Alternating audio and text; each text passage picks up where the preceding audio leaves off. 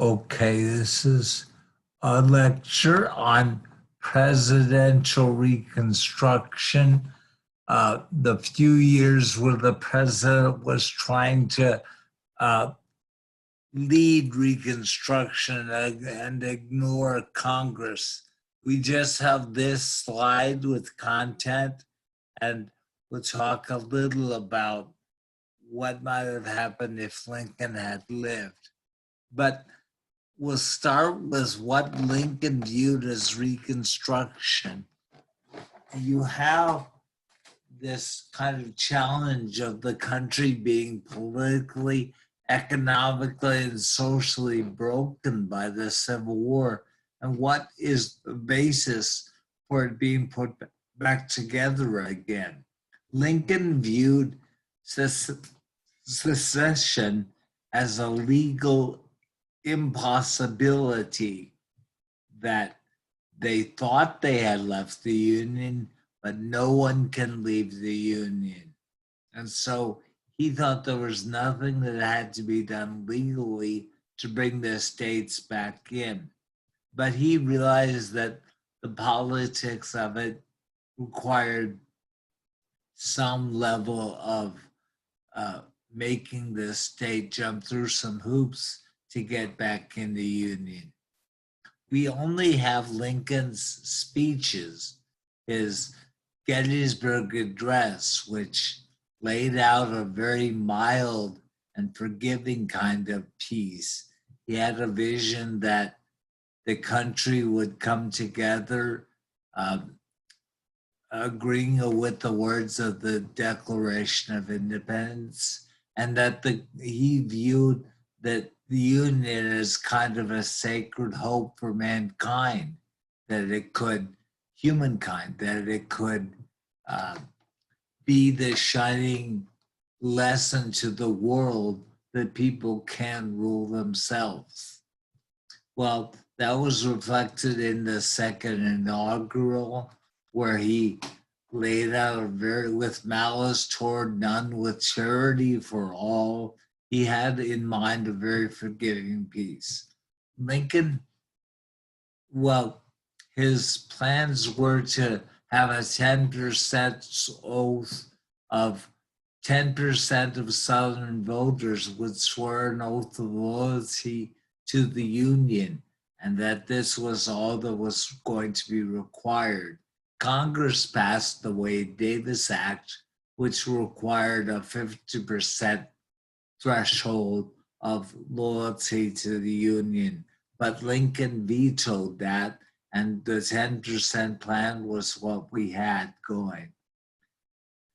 Now, Reconstruction for the first couple decades of my lifetime was viewed as a terrible mistake, a tragic mistake to try to redo the South, to remake the South. In the last 20 or 30 years, there's been a real reconsideration of that. All the statues to the leaders of the Confederacy are being taken down or being challenged in the last few years. And it's time that the country has a reckoning with what the historical memory of the Civil War is and what we can do about it today. It's one of these instances where the losers wrote the history. White Northerners and Southerners could agree that they were cool, and so blacks were written out of the writing of history of the Civil War. And these white people have this Robert E. Lee as a saint in the South. Well, that's come under question in the last few years, and rightfully so. It doesn't match the historical record. So the Dunning School of early 1910 or so around Columbia University would have taught that Reconstruction was a terrible failure.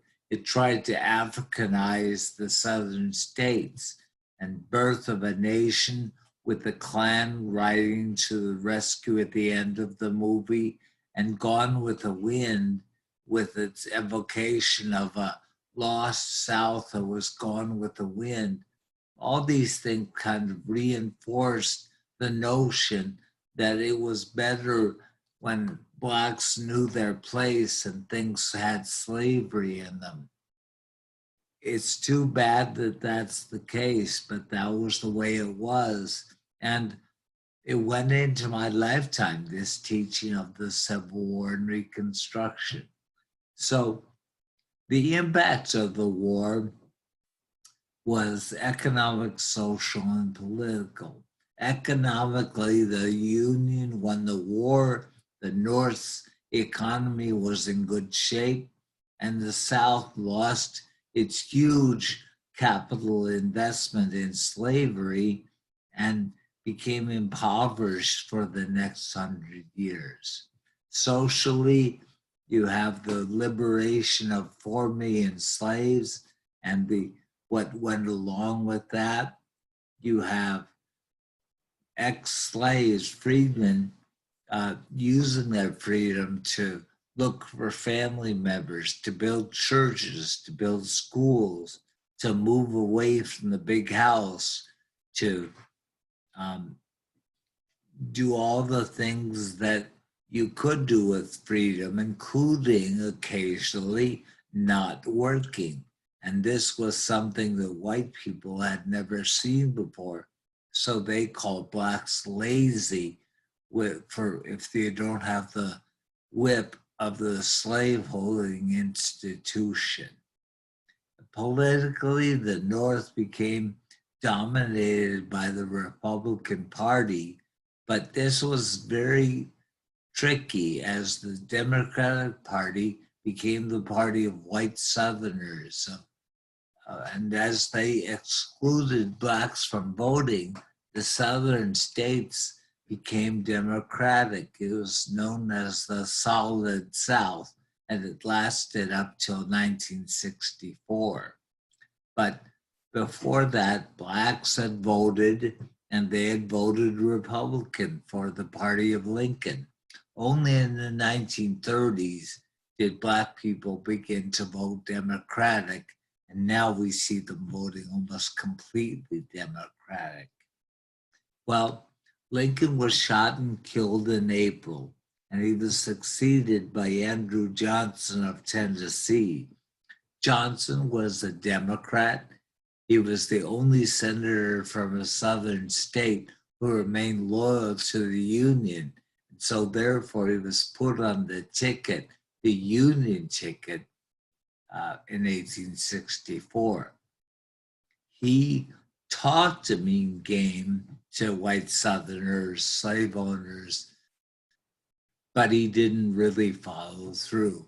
He made it so that 17,000 Confederate officials could not take place in government, but everyone that applied for a presidential pardon, and I mean everyone, 14,000 plus individuals instantly got amnesty and were allowed to vote. Southern states passed black codes, which treated the freedmen like slaves. They went so far as to allow the labor of a black man to be auctioned off to the highest bidder. That was one of the black codes. So when Congress came together in 1865, December, and saw the vice president of the Confederacy and all the white men who had led the southern states during the secession and in the years of the Confederacy, they refused to admit these southern delegations. Congress said that was going too far to expect them to go along with this. And so Congress is beginning to split over whether you would allow these southern states to send members to Congress or not. And we'll pick up the story there when we come back. This picture shows the labor of a black man being auctioned off.